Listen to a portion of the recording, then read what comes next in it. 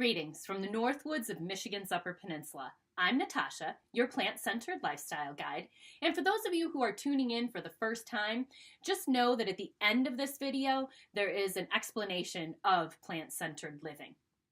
Today, I want to talk about unicorns. Yes, that mythical, magical creature, the unicorn, that looks like a horse with, a horn in the front, a curled, twisted horn. Yeah, those unicorns. You've seen several of them, haven't you?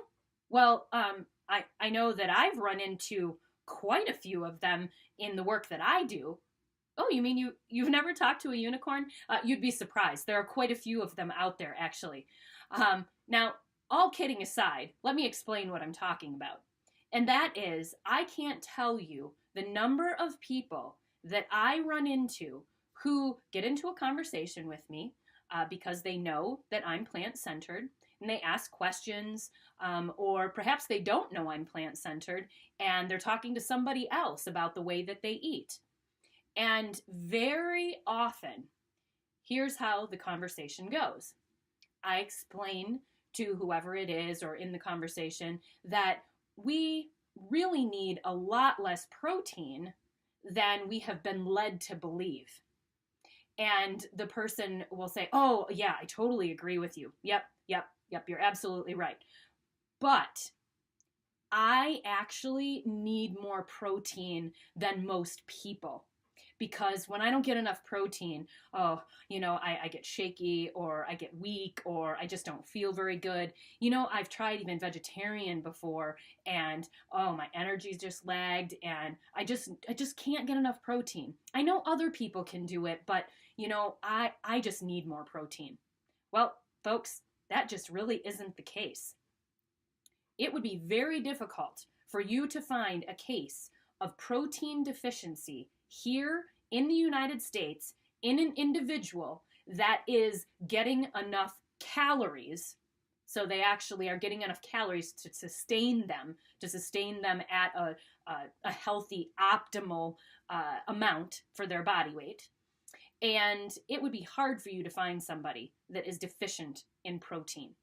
And that is the truth.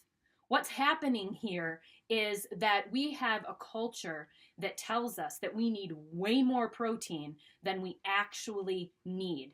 And when it comes down to it, and you've probably heard this before, horses, elephants, gorillas, and other huge land mammals eat only plants, and they're highly muscular.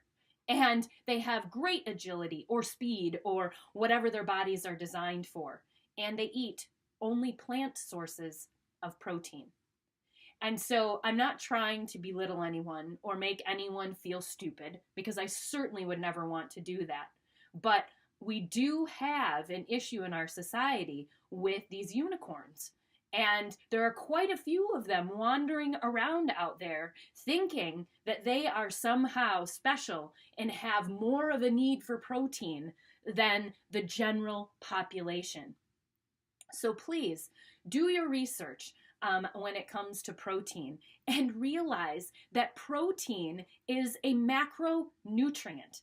It is something that all of us need, but we don't need to extract it out as the one thing that we need to get lots and lots and lots of.